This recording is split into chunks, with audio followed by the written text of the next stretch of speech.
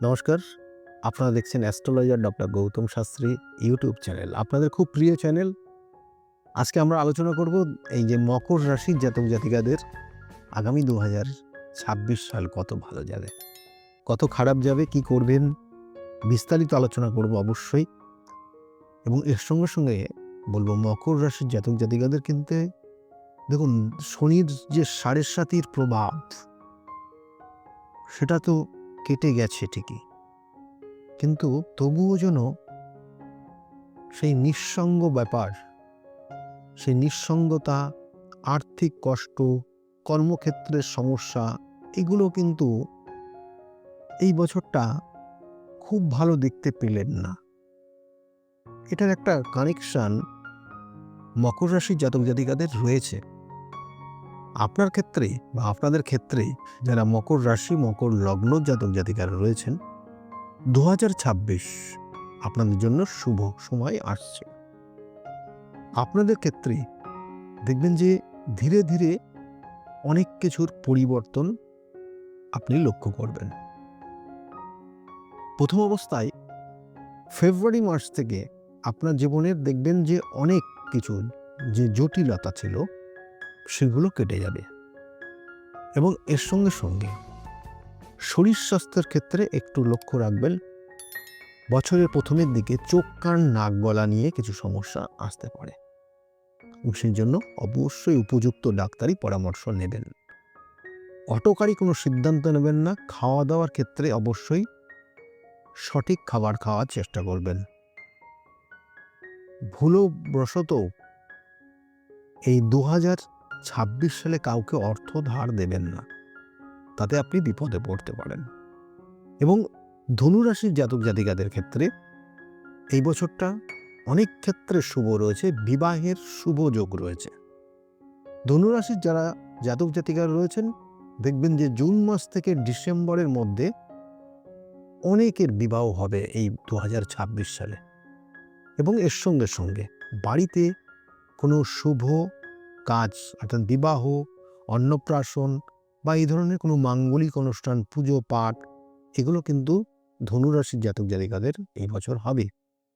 এবং এর সঙ্গে সঙ্গে আর কিছু হওয়ার যোগ রয়েছে, যেটা শরীর স্বাস্থ্য যেমন বললাম, অর্থর জায়গা, হঠাৎ কিছু অর্থ প্রাপ্তির যোগ রয়েছে। ফেব্রুয়ারি মাস থেকে মে মাস পর্যন্ত হঠাৎ কিছু প্রাপ্তির যোগ রয়েছে, হঠাৎ করে চলে আসবে। যারা লটারি কাটেন তাদের ক্ষেত্রে কিন্তু একটা কানেকশান রয়েছে, কিন্তু আপনার এই লটারি পাওয়ার যোগটা আপনার জন্মছকের ওপর ডিপেন্ড করবে। মানে এটা কোনো হঠকারী সিদ্ধান্ত না, তাহলে আমি নিজেই লটারি কেটে অনেক জায়গায় চলে যেতাম। সেই জন্য মাথায় রাখবেন যে সম্পূর্ণটা ডিপেন্ড করবে আপনার জন্মছকের কানেকশানের ওপর। এই জায়গাগুলো মাথায় রাখবেন। মানে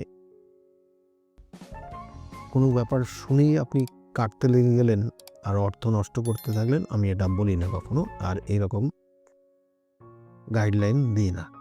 সেই জন্য এই জায়গাগুলো মাথায় রেখে চলবেন। এবং এর সঙ্গে সঙ্গে বলবো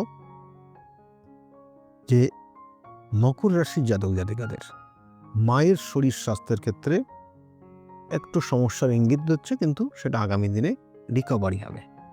এবং এর সঙ্গে সঙ্গে বাবার শরীর স্বাস্থ্য আপনার ক্ষেত্রে অর্থাৎ মকর রাশির জাতক জাতিকাদের বাবার শরীর স্বাস্থ্যের ক্ষেত্রে হার্টের কোনো প্রবলেমের ইঙ্গিত দিচ্ছে। কোনো প্রিয় মানুষ তাদের কিন্তু শারীরিক কোনো সমস্যা হলেই সঙ্গে সঙ্গে ডাক্তারি পরামর্শ নেবেন। ভয়ের কোনো কারণ নেই, কিন্তু বাবাকে নিয়ে হার্টের বা ব্লাড প্রেশার আপ ডাউন হওয়ার একটা সম্ভাবনা রয়েছে, সেক্ষেত্রে একটু নজর দেবেন। মকর রাশির জাতক জাতিকাদের আর যে জায়গাটা রয়েছে, বিশেষ করে পড়াশোনা, যারা পড়াশোনার মধ্যে রয়েছে, পড়াশোনার ক্ষেত্রে পড়াশোনার জায়গা রয়েছে শুভ, তাদের রেজাল্ট ভালো হবে নো ডাউট, কিন্তু চেষ্টা করতে হবে এবং বারংবার সেটা সঠিকভাবে মনোযোগ দিতে হবে। এবং এর সঙ্গে সঙ্গে মকর রাশির জাতক জাতিকাদের যারা চাকরি করছেন, চাকরির ক্ষেত্রে প্রমোশনের যোগ রয়েছে, এবং প্রমোশনটা আপনার কিন্তু এই বছরের এপ্রিল মাস থেকে শুভ কানেকশন দিচ্ছে। 2026-এর এপ্রিল থেকে 2027-এর অর্থাৎ 2026-এর মে মাস থেকে ব্যবসা বাণিজ্যের ক্ষেত্রে খুব উন্নতি হবে। যারা খাবার জাতীয় কোনো প্রোডাক্ট নিয়ে ব্যবসা করেন তাদের দেখবেন ভীষণভাবে ডেভেলপ হচ্ছে। যারা চাকরি করবেন স্থির করেছেন, কিন্তু মকর রাশি সাধারণত চাকরি করে, কিন্তু তাদের ক্ষেত্রে যারা টিচিং প্রফেশন, ব্যাংকিং সেক্টর, এইসব জায়গাগুলো কিন্তু খুব ভালো রয়েছে।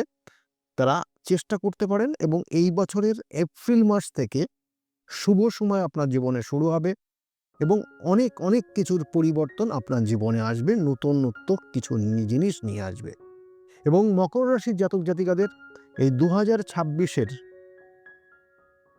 দাম্পত্য জীবনের ক্ষেত্রে একটু অস্থিরতা তৈরি হবে, সম্পর্কের জায়গাটা একটু অস্থিরতা হবে, কোনো ক্ষেত্রে একই ছাদের নিচে থাকতে ইচ্ছা করবে না, কোনো সময় মতের অমিল হবে, আবার সম্পর্কের জায়গা ভালো হবে এবং যাদের কোনো ক্ষেত্রে আপনাদের আর্থিক শ্রীবৃদ্ধিও হবে মকর রাশির জাতক জাতিকাদের এই 2026 সালে। অর্থাৎ সম্পর্ক যদি আপনাদের ক্ষেত্রে ভালো থাকে দাম্পত্য জীবনে, তাহলে আর্থিক শ্রীবৃদ্ধি হবে, কিন্তু এটার কিন্তু একটা বড় ইঙ্গিত দিচ্ছে। কিন্তু যদি সেপারেশন বা একই ছাদের নিচে না থাকেন, তাহলে কিন্তু আপনার জীবনের উন্নতিটা সেইভাবে দেখতে পারবেন না। তাহলে এটা মকর রাশির জাতক জাতিকাদের রয়েছে 2026 সাল। মকর রাশির জাতক জাতিকাদের ক্ষেত্রে সন্তান নেওয়ার শুভ যোগ রয়েছে। মকর রাশি মকর লগ্নের জাতক জাতিকাদের সন্তান নেওয়ার শুভ যোগ রয়েছে এই বছরের শেষের দিকে, খুব শুভ সময়, বা এই বছরে সন্তান আসার যোগ রয়েছে, এক কথায় বললে বোঝায়। এবং সম্পত্তি কেনার শুভ যোগ রয়েছে 2026-এ মকর রাশির।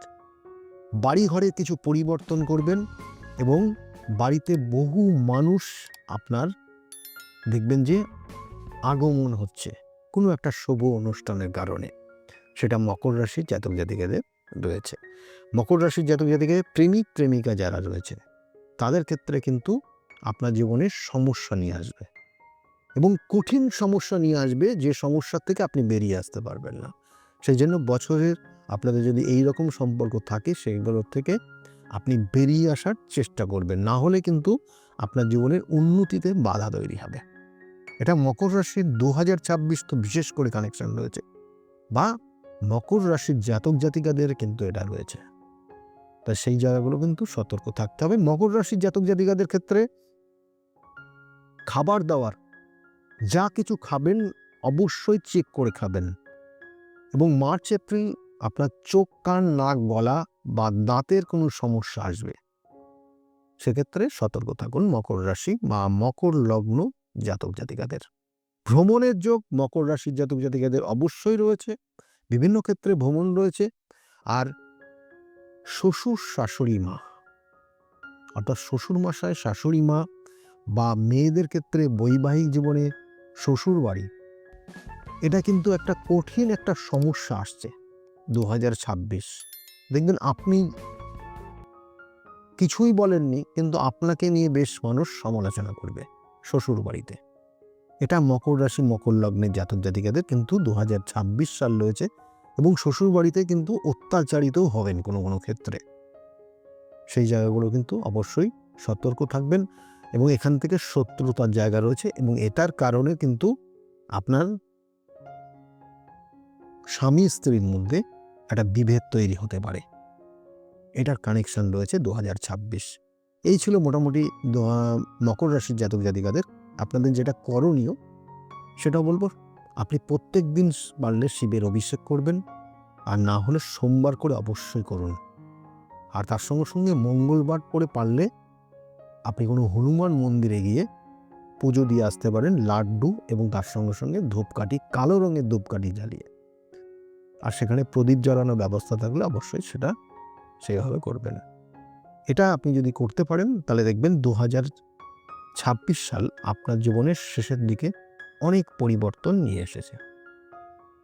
যাই হোক, এতক্ষণ যেগুলো নিয়ে আলোচনা করলাম, যদি আপনাদের ভালো লাগে তাহলে অবশ্যই লাইক এবং শেয়ার করতে ভুলবেন না। সকলে খুব ভালো থাকবেন। আগামী দিনগুলো প্রত্যেকের খুব শুভ হোক, এই শুভকামনা রইল। আর 2026 আপনার জীবনে আরও ভালো জায়গা নিয়ে আসুক, এই শুভকামনা রইল। নমস্কার।